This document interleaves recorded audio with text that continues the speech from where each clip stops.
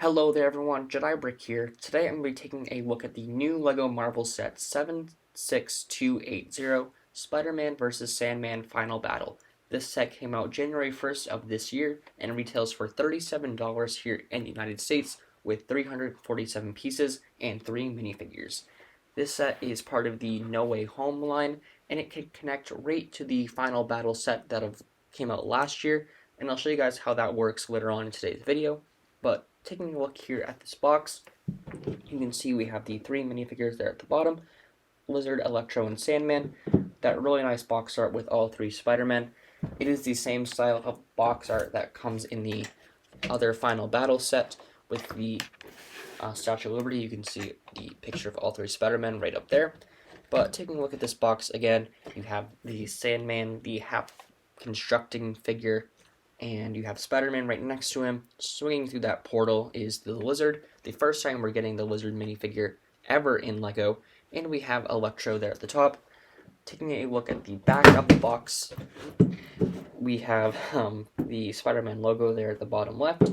We have some play features there at the bottom, with Spider-Man being grabbed by Sandman, Sandman coming out of his little display stand thing, and we have the Lizard being wrapped up in Spider-Man's web, and we just have a different shot of the actual set itself. But let's take a look at the minifigures. So the first minifigure and the best minifigure in this set we have here is the Lizard, which, like I said, is the very first time we've ever gotten this figure in LEGO. It's been a long time coming, in my opinion. This is a character that has appeared in Spider-Man since the 60s Amazing Fantasy comics, and it's great to finally have him in LEGO. I would say that it would benefit from the taller legs, like the ones we got from the Toy Story sets and from the Avatar sets back in last year. He does just look a little too small compared to another minifigure here like Spider-Man. I just wish he was taller, but the overall printing and detail on this minifigure is really nice. You do have that tail piece which attaches right on the hips, and no arm printing or dual molding, which is kind of unfortunate. I feel like arm printing really would have made this minifigure even better, but that printing does go on the back. I like the printing on the back of the head and the back of the torso. Not a lot to say, no alternate face of course, but the detail on that face is just really nice. If I zoom in, you can see it better. You have those fangs there on the sides, or no, I guess that's the rest of his mouth, and you do have some fangs there on the teeth. The eyes look really nice as well, and the scales on the back of the torso and head look amazing as well. But let's move on to the next minifigure.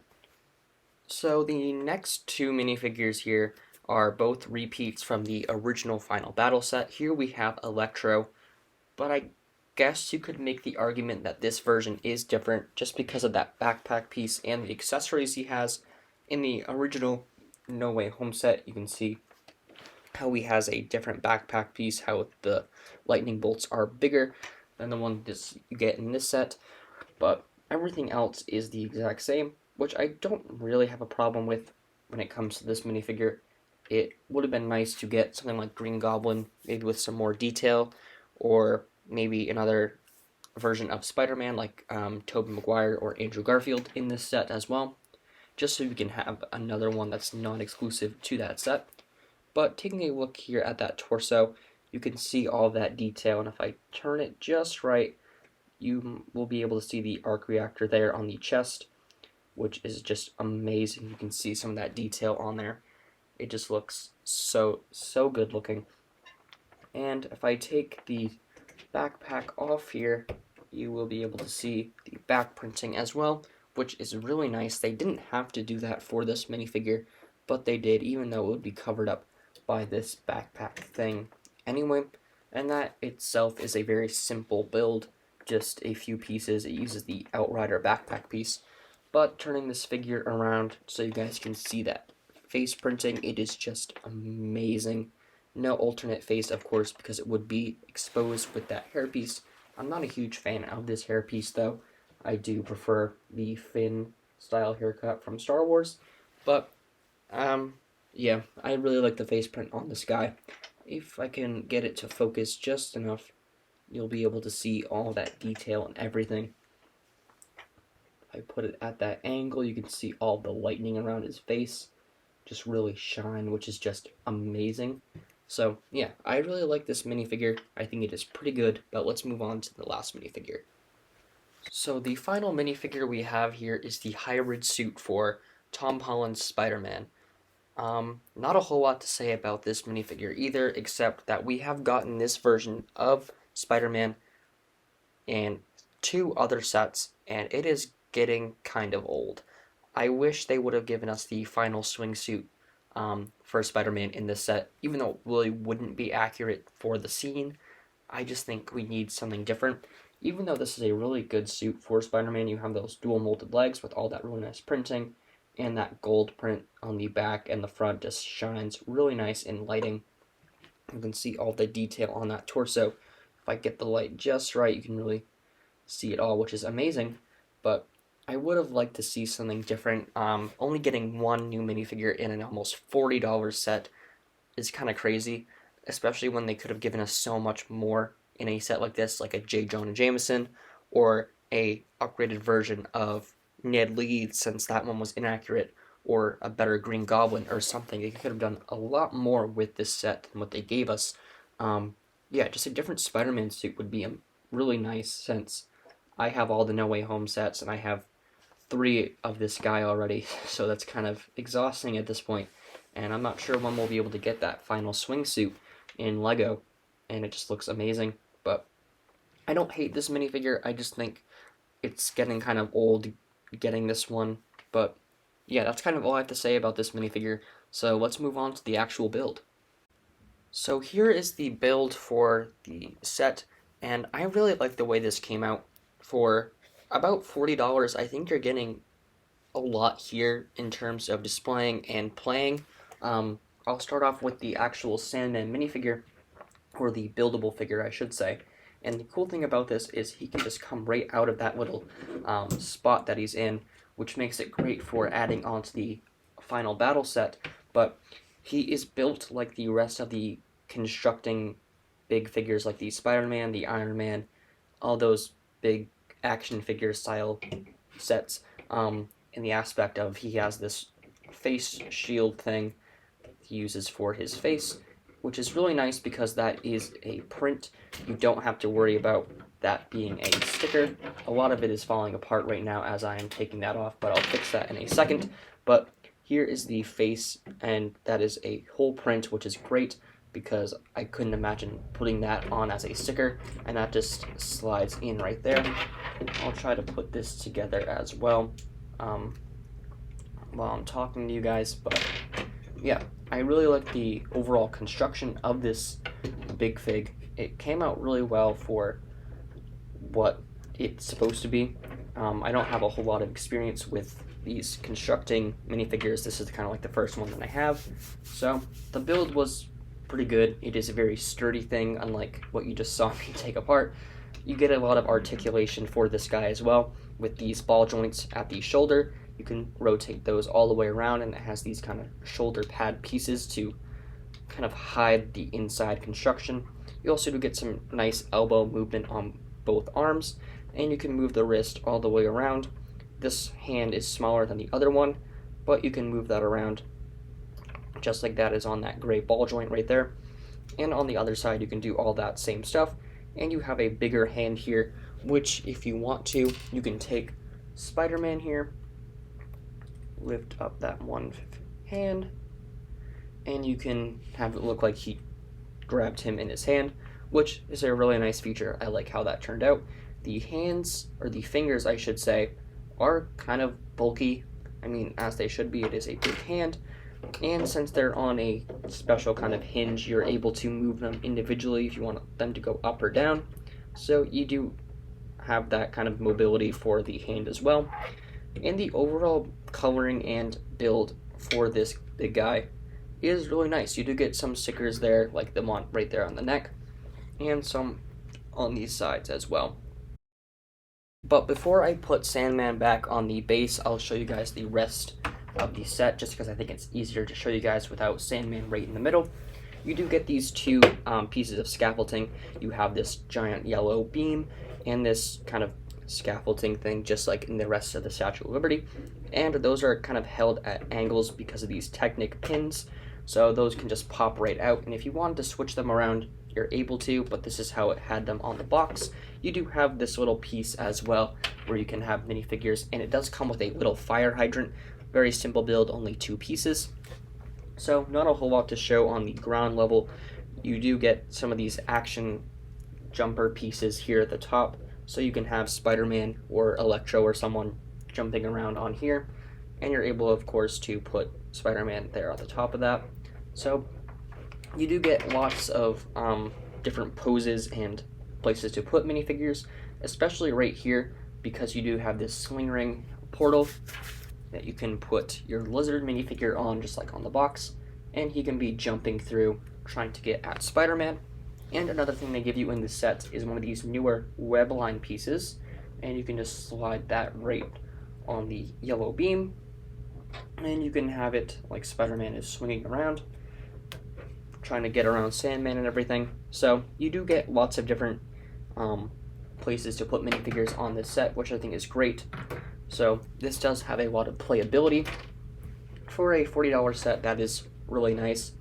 And for something that can stand alone from the final battle, that is great to see as well. But putting the Sandman figure back in there is very easy. You just have to put this square thing at an angle, and then he will slide right in on the base.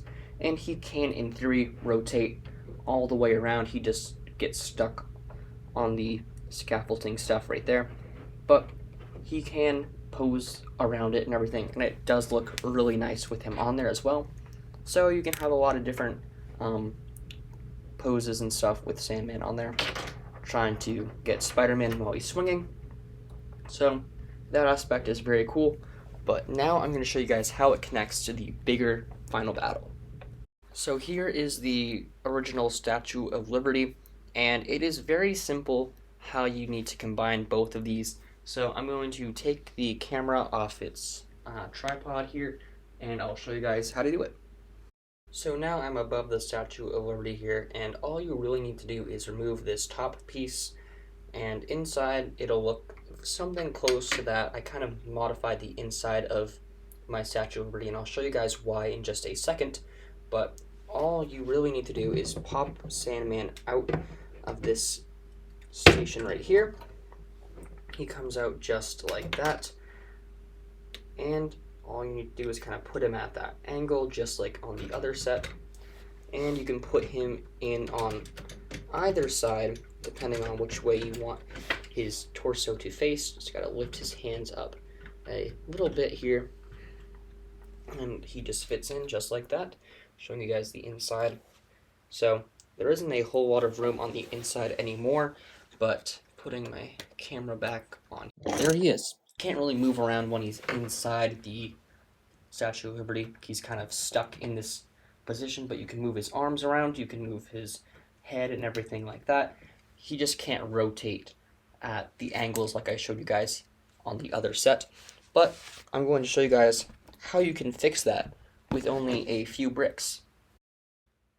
So one thing I wanted to do when I had Sandman inside the Statue of Liberty was make him able to rotate all the way around when he's in there, and I think I figured out a very simple way to do that.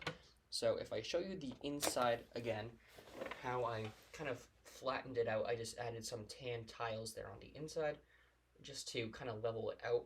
And I did take out some of the slope pieces that were in there just to make it more open.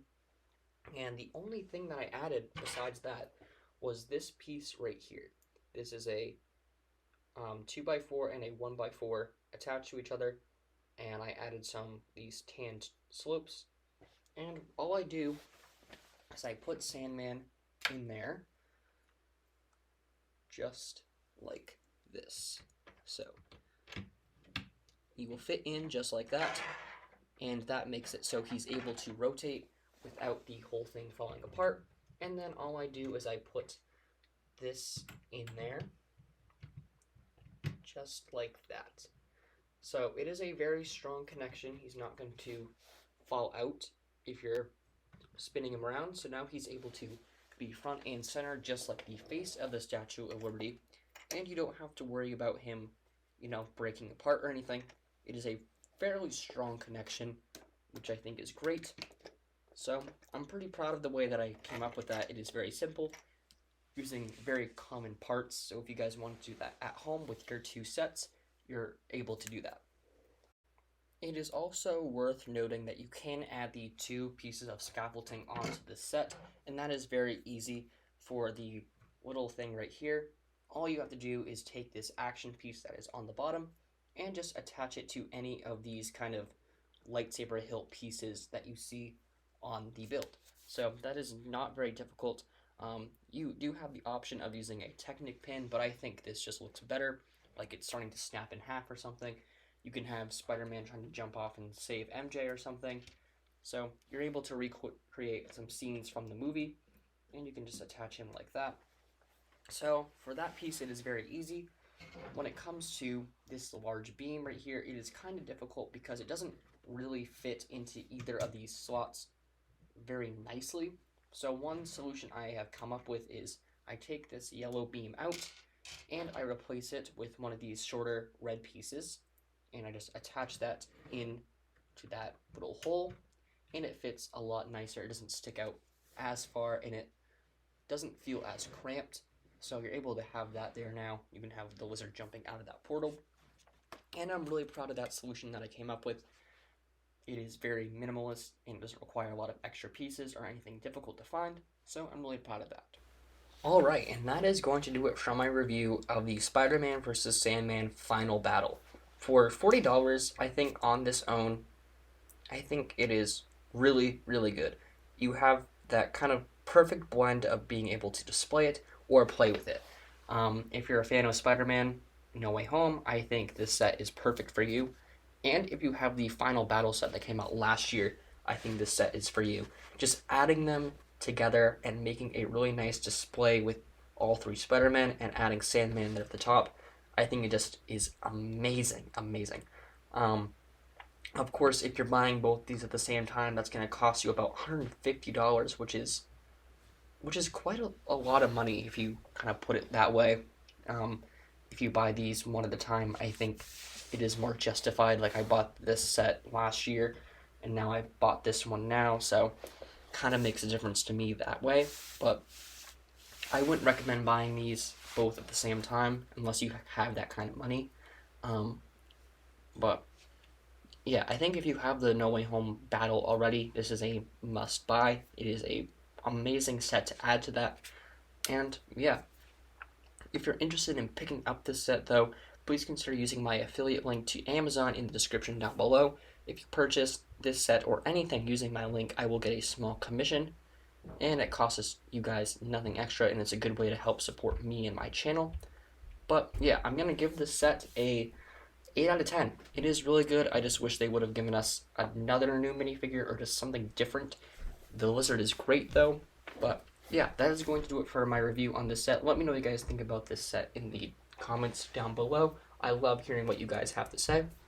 As always, I'm the Jedi Brick. Peace out. Bye.